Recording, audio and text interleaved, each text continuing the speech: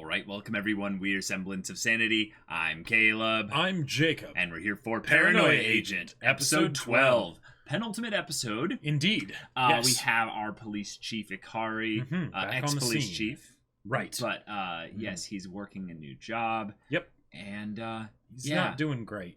Yeah. Indirectly, because of Shonen Bat, he has lost his semblance of sanity. He's lost his way. Yeah. Yeah. Yeah. And but his wife is holding on. His wife is holding on. And quite well, all things considered, but they're both holding on separately. Right. They're holding on to different things in their own different ways. If anything, Ikari is relegated to basically his fantasy that had him becoming a detective. Mm-hmm. But she is holding on to the fantasy that is somewhat, I would say, giving her hope to fight against Shonen Bat, that everything's going to work out well between her and her husband. Right. Whereas Ikari is more kind of giving up on reality in that regard. It's not something that's giving him hope for reality. It's something where it's in such conflict with reality that he has to dive into the fantasy. But maybe things will turn out all right. Yeah, but Monniwa showed up in his whole conspiracy theory get-up kind of thing. So that was kind of a interesting bit. How is this all going to tie into the next episode? Yeah, because I think this is the first time in a while that they've actually given us something that had a direct tie-in to the next episode in the previous episode, like where it wasn't just, okay, this is resolved, now let's get on to the next mini story. Yeah, where the previous episode sets up the next one. Yeah, right. Yeah. And then we'll just have to see how they continue that. Yeah. So yeah, y'all, without further ado, let's get into this. Oh, this is Maniwa. Yeah. Oh, that was the old guy.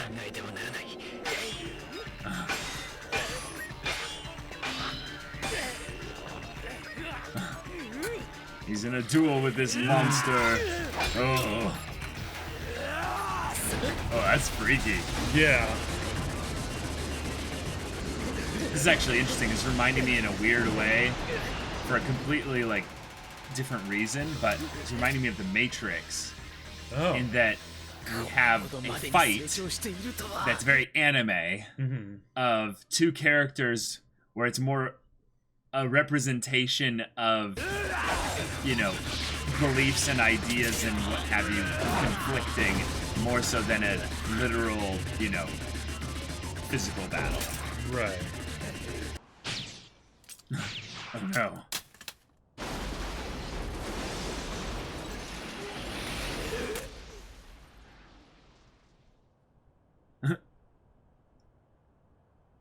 Yeah. 老子もはや私一人の力ではどうかお導きよ。うさぎとダンス。老子。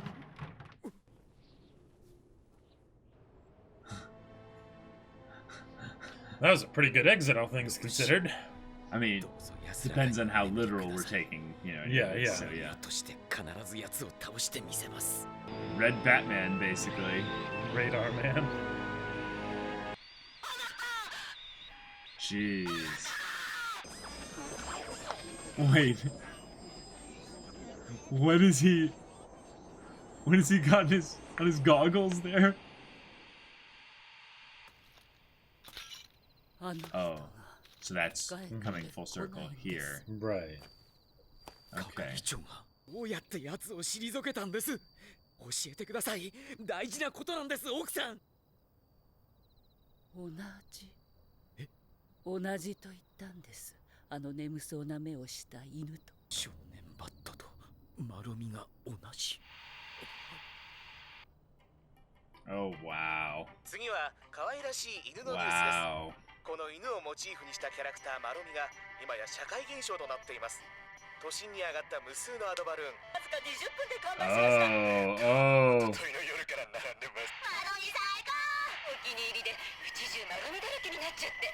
この子がこの間前日加熱したハンド。Oh, that was a freaky transition bit in there. Did you see that?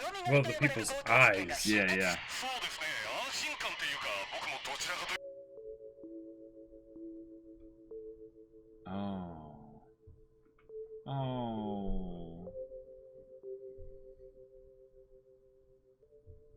ごい反響ですね。いかがですか？正直ご自分でも驚かれているのでは？少年バットと丸みは同じ。 Yeah, the phenomena, the psychological just madness that spread. マロミはその頃飼っていた愛犬がモデルになっているとか。マロミに近いキャラクターいますね。 Are we gonna... これなんてもう Whoa! There- Wow, yeah. こっちよこっちよこっちこっち。ウサギとダンス。 Follow the white rabbit. Yeah. Doll maker. 君が全部。話しかけても無駄よ。そいつはただのお人形。ほっといていいわ。そう Oh. よ、お人形よ。私たちのご主人様と来たら。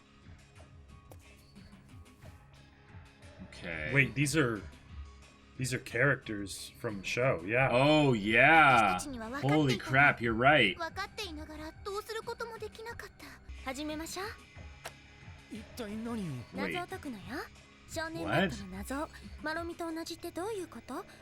どうして月子のスケッチブックに奴の姿が？ We're gonna go into the 調べなく internet. ちゃ。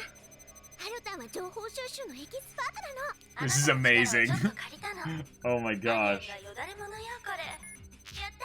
ビンゴ一件引っかかったわ。小学生が。 The video game い UI. いえ、これは10年前の新聞記事。 Oh. 10年前に一度だけそっくりな事件が起きてる。被害に遭ったのは北米小学校6年生詐欺月子ちゃん。 Oh crap. Oh wow. This is interesting. Much like a dream, we don't see how he's getting from place to place. 少年バット Right. Like he just suddenly he's in transit. 月子の過去に何かがある。 Yeah. そ Oh. れでいつになったら見せていただけるんですの？新作。お願いよ月ちゃん。忙しいのは100も承知よ。だけどそれとこれとは別問題。これ以上先方を待たせるわけにはいかないわ。いつまで大先生気取りでいるんだよ。お前は何か太陽か？世界は私を中心に回ってるってか？お前のわがまま聞いてきたんだろうがよ。付き人みたいな真似までしてよ。それにしたって限度ってもんがあるんだよ。分かってんのか？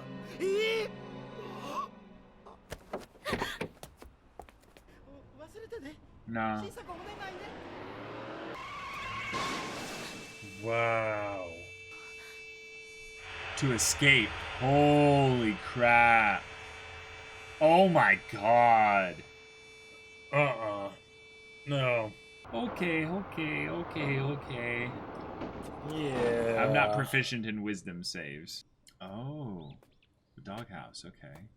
And a bat. Oh. だけは月子を叱ることができなかった。に仕返ししてやるからと毎日それを持って。 Oh my バカな話です gosh. 親としては。 Whoa. Are they saying that She killed their dog? yeah. 追い詰められちゃったんじゃないの？だからあれよ。追い詰めた人がいるんでしょ。だってね。 Wow. すました顔しちゃって。誰が追い詰めたか分かってないじゃない。 Jeez. And the eyes looking at her from the people to the left and right. Yeah, yeah. 大丈夫。安心して。 Marumi actually being helpful, maybe? Okay. Depends on your point of view, I guess. Yeah. 少年バットの謎だ。知りません。私。父上にお会いしたよ。これ以上一人で苦しまなくても。 Wow. 耳を Oh. 貸しちゃダメだ。月ちゃん。 Whoa. 私知りません。 Wow. And the design's almost coming apart. Yep. Uh-huh. And here comes Shonen Bat. Or a big Maromi. It looked more... No, because Moromi's the one that keeps her safe. Well, Maromi is keeping her isolated from the reality that she killed her dog. Right. Oh. Yeah, now she's being saved by the hero. Maniwa. yeah. これが何だかわかるか。まやかしを知る者がまやかしをほふるために手にした古の剣だ。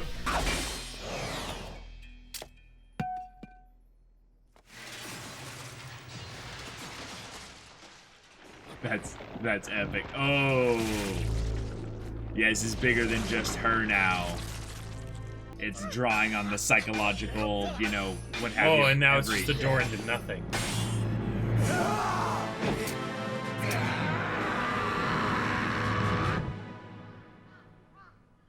Oh, wait, she could end up bumping into Akari, maybe. Oh, that's his wife. Oh.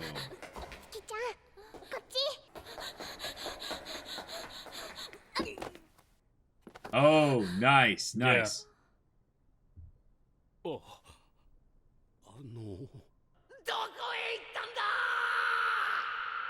All right. Huh. This is huge. 本日未明、都内各所に挙げられていたあはマロミのアドバルーンが一斉に行方不明になる事件がありました。武蔵野で発生しているマロミグッズの大量盗難事件との関連でも捜査を進める方針です。できた。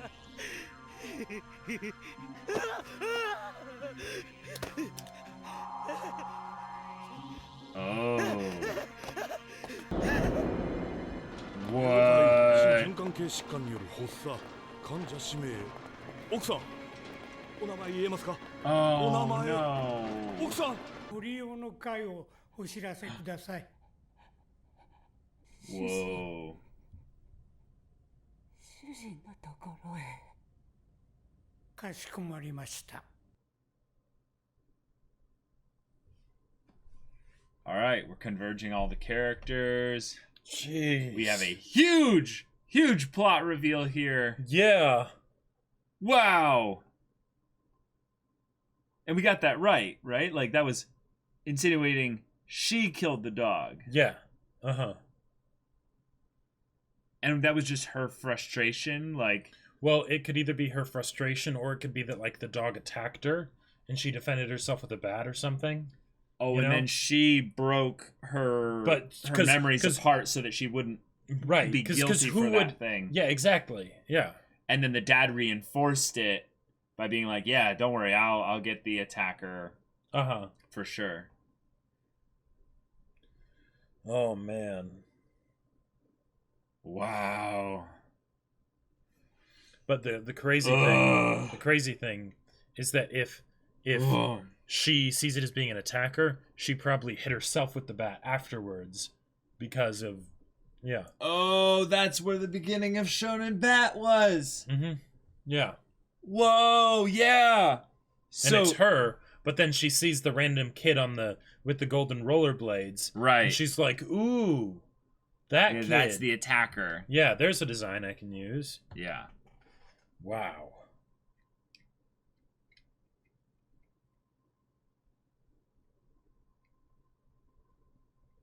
The karma of the people.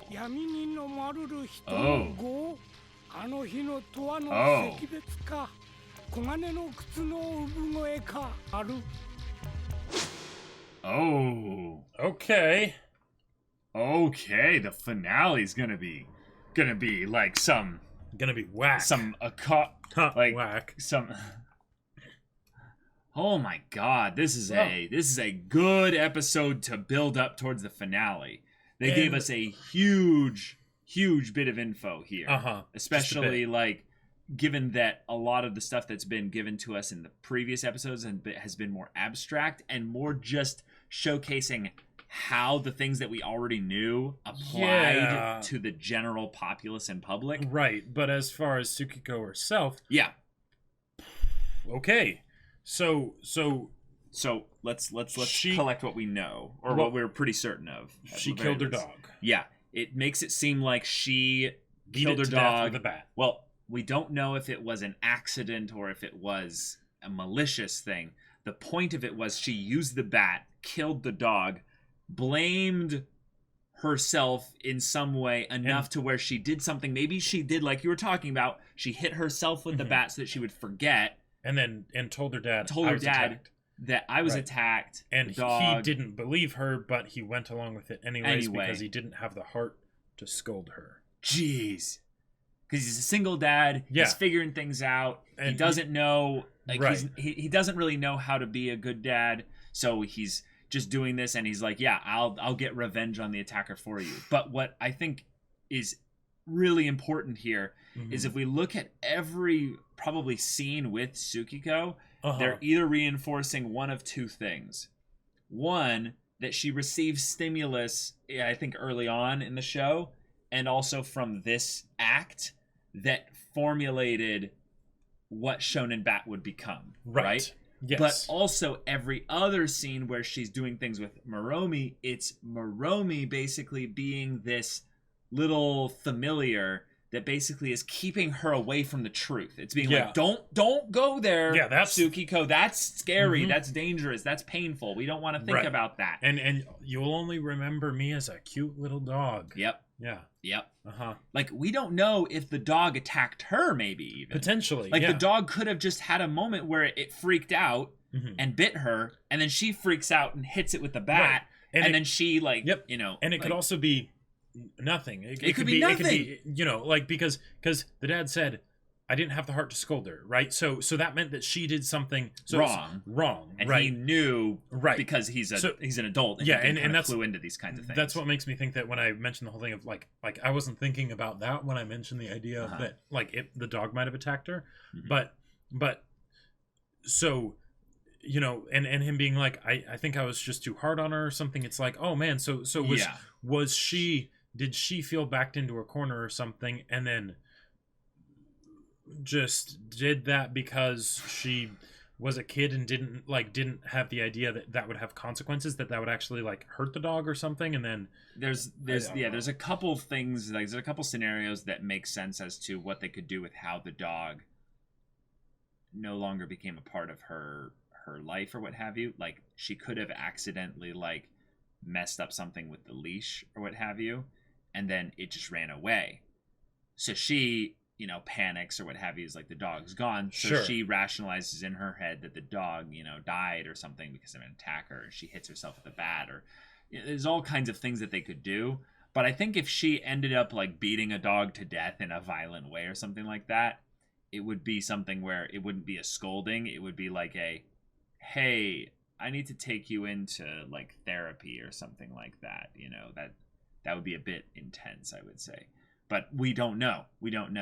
I like the idea, though, of her having the dog actually have ran away, because then this whole thing might turn around with a dog like she finds, you know, like, and it's like practically Old Yeller kind of like cheesiness, right? But I think that's not this type of show. This show is more about the rippling effects of a person's actions, based on their trauma, their emotional distress, their mental health being not taken care of properly, leads towards a social phenomenon that they're using Moromi as like a parallel for, where an idea is spread through technology, you know, the way the media distributes things so easily nowadays with regards to like social media, the internet, yada yada, gossiping middle-aged ladies, you know, all kinds of whatever mediums that we as a society have, you know, to handle things there. The fear of kids, you know, talking about their little myths and what have you. Those stories, those I would know, things can take on a life of their own and then become basically a monster that consumes society as a whole. And it's very extreme, but on a macro level, this is happening constantly. This is just a very cool anime stylized way to show what it looks like. And that's probably why Satoshi Kon came up with the idea for it in the first place. Because if it didn't have some aspect of it that resonated with him or felt like it was getting at the human condition and psyche, probably wouldn't have done it. Yeah. But Wow. But it's some freaky stuff. Yeah. I love how Maniwa was the one that got the focus this episode, because in some ways, the little video game bit they did, I think it was episode 5 or something, didn't resonate with me as much as this part did. Because what I liked was he's clearly trying to put both feet into, like, trying to hold a foot in both worlds of the fantasy and the reality. But he is aware that shonen bad is a problem. So his methods of going about and doing all this stuff are shown in these dramatized fantasy kind of land way. Well, and it also makes sense that he would actually be able to figure out this kind of stuff without the impetuses that are shown in a non-literal way in this episode. Right. Because he was one of the investigators working down the case. Yep. And the fact that they weren't able to feel like they properly solved it probably eats him up a lot inside. So the idea that he's still spinning on this, he's kind of gone a bit nuts, but he's still spinning on this, and then he's able to figure it out. He's like, wait a minute. Yeah, there was another case. What was that thing that we heard about, of like another situation where someone was attacked in a similar way? Yeah. Oh shit, that was Tsukiko. Yeah. Wow. Okay. And the attacker was never found. Yeah. Oh, it's got a cool Inception vibe, as well as the idea, well, basically how ideas spread through intense emotion being given at a very specific, impressionable point that leads towards their creative outlook and expression being forever altered in a specific way. Yep. And we would never have been able to guess this level of trauma, or this specific type of trauma, and how much it was tied to Moromi. So maybe there's another message hidden in there about how great art and great creative expression oftentimes comes from places of pain and great emotion that I would say is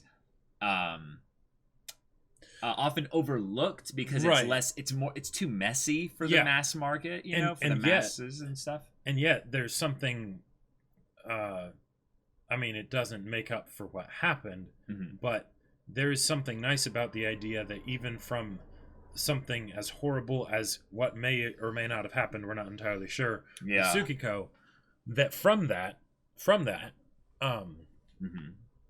all this stuff happened, not the shonen bat stuff, but a lot of people got a lot of joy and comfort from this character that she designed.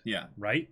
Even if that character was the distillation of all of her insanities and traumas and pain and everything put into as a coping mechanism, a singular coping mechanism to block out the memory of what happened. Sure.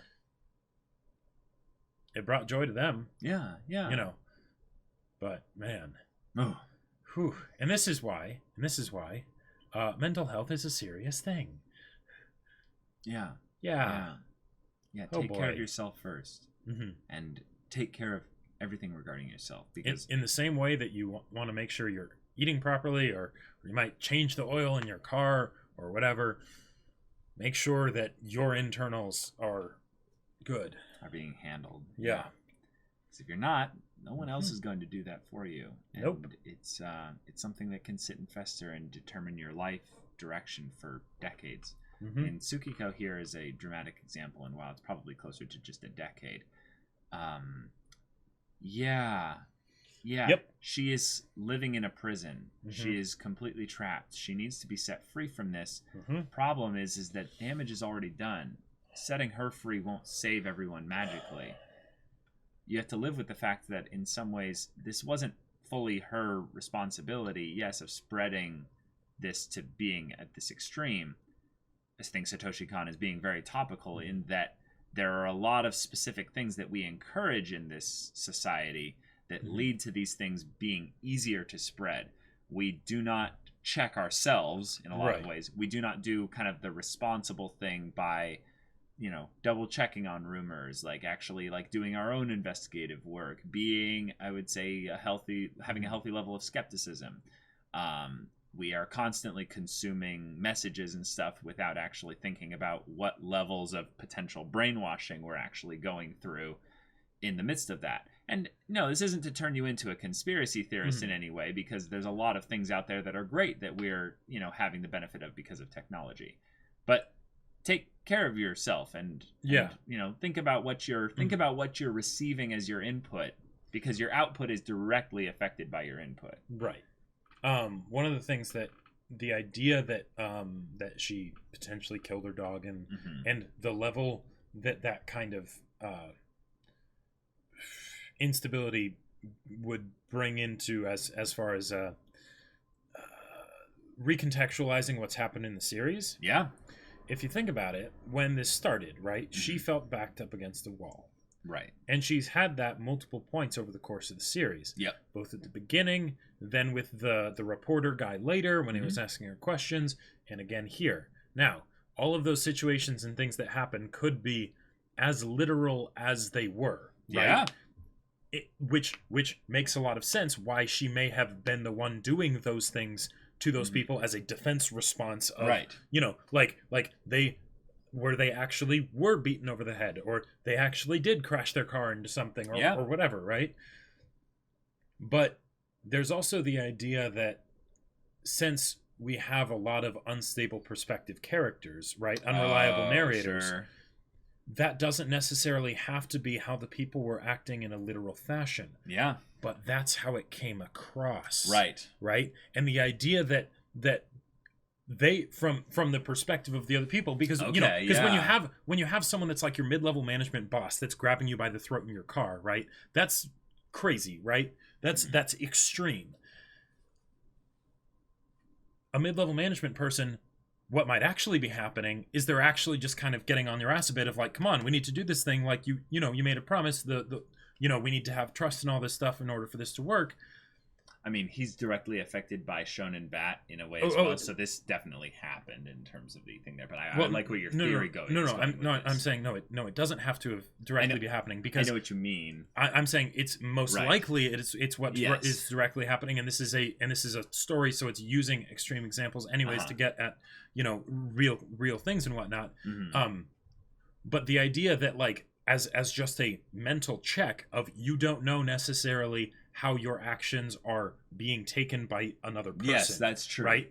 And it might be just something where it's like, hey, I need to be a bit harder here, and then actually it's like, no, you don't realize what this is doing for the other person that you're interacting with, right? Yep. So to always have that check where you're basically thinking, what exactly am I doing? Am I thinking about things from the other person's potential perspective, and getting feedback, right? Getting feedback, all of that stuff. Questions. Yep.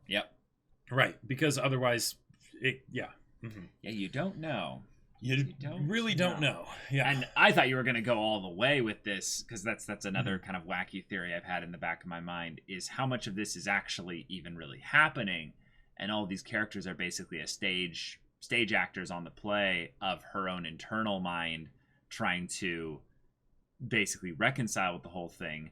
But she can't keep Maromi from being brought up, because it's literally the whole focus of her life. So even while it's trying to keep her from looking away, she can't help but be surrounded by it everywhere, until she starts realizing, I'm needing to address this. I need to address this. I need to address this. Shonen Bat starts coming and starts picking off basically the aspects of herself in her dream world or what have you.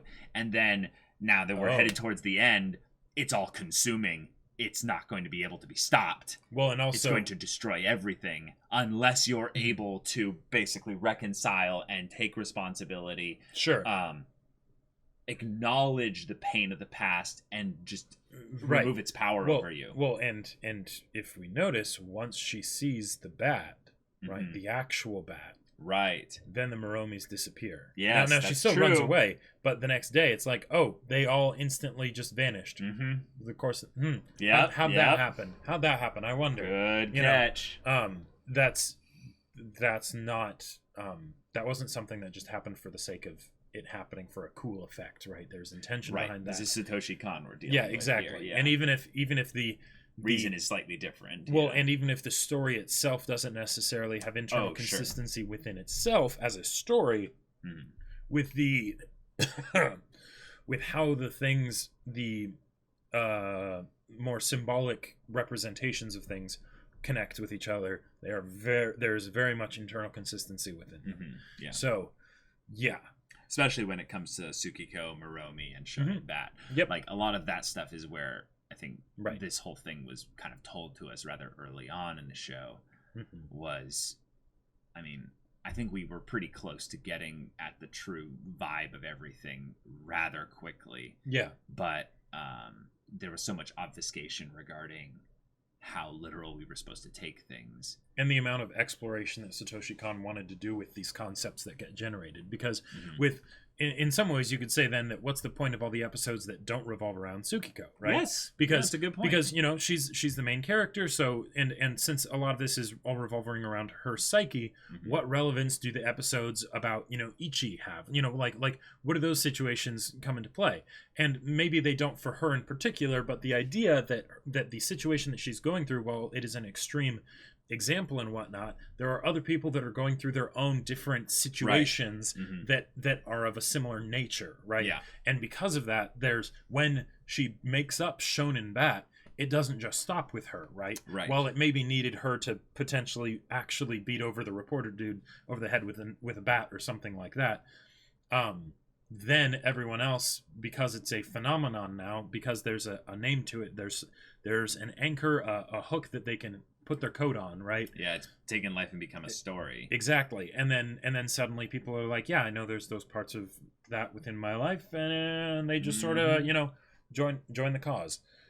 Yeah, it's kind of crazy, because one of the things that's quite terrifying about our species is that we still operate under the same kind of animal tendencies that other species have once we get into groups that are large enough.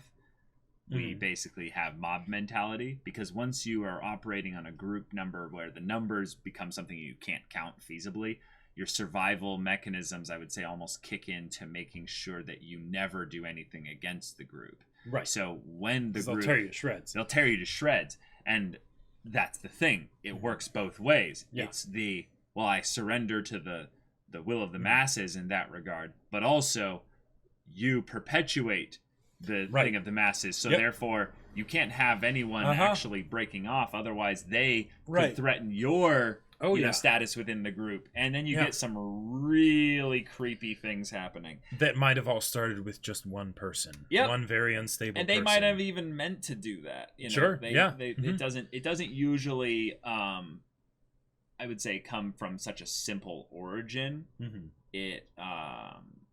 It's usually, it doesn't usually come from such an intentional origin, is what I meant to say. Sure. Or like a complicated plan of some kind. It usually has a string of little things that culminate in a bigger thing, and there's probably no way of going back before that big thing and wondering what actually caused that. So then the big thing happens, and then that spills over and leads to more little things, and then it cycle, rinse, repeats itself until it becomes some all-consuming, society-destroying monster with sharp teeth and whatnot. Yeah. So I don't pretend to even come close to understanding most of the symbolism in the show, but I get what Satoshi Kon is going with here, and I am impressed with the ability of the show to be able to communicate those ideas in such a trippy way. And have it still make perfect sense for someone like me. Yeah, exactly. Because it could totally have just been trippy for the sake of being trippy. And that's fine, that would have been fine. But the fact that with this single episode, it makes so much more sense, like, that's impressive. That's impressive. I was meaning that, like, the overall message and ideas and stuff like that were just well communicated. This is something where the episode maybe felt more like now we're understanding what kind of little things lead to those big moments and stuff like that. Like, the big moment was her, telling the story on the news. But what led to her having that encounter outside her parking lot, which then, goes back to the family stuff there, you aren't going to get that usually in the society kind of study stuff. You're not going to have a mystical radio man investigator going in and discovering that kind of stuff necessarily. Right. Yeah. I never said that. No. I'm not contradicting your thing here. I was just meaning that, like, my point was in a slightly different area. Like, that's all I'm saying. Okay. Yeah. I just wanted to make sure that you at least heard the point I was trying to make, because I understand the point you're making with what that statement was, but that I'm able to follow along with this despite having it be such a trippy symbolism driven thing. And I didn't need this episode necessarily to do it. It's just the show as a whole communicated that. Right.